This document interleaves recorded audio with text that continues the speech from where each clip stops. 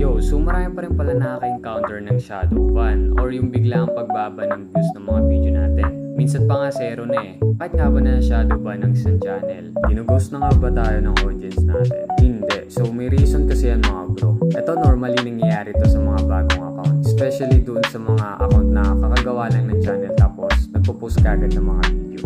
So kahit maganda pa yung edit yung mga bro, vlogget pa rin kayo ni YouTube sa support. Meaning kahit anong post nyo ay limited views pa rin yung makukuha nyo. So para sa mga bago at may iwasan nyo yung shadow ban, so try nyo gamitin yung mga luma yung account no, yung mga ginagamit nyo para manood ng mga video sa YouTube.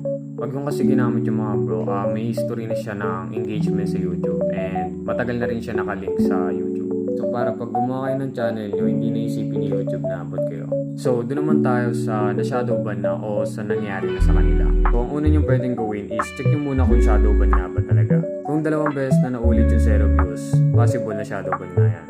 Pwede nyo rin naman subukan kapag gumamit kayo ng ibang account. Like i-research nyo yung pinaka-title ng video nyo and then tignan nyo kung lalabas doon.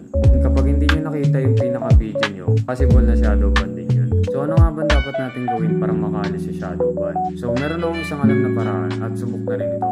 Marami na rin ang nag-try nito at gumana naman sa kanila. So ang gagawin nyo lang naman is mag-post kayo dun sa account nyo ng sarili nyo. Like itong parang ginagawa ko. Para malaman ni YouTube na hindi ka bot. And dapat yung video is 1 minute up yung haba ng video.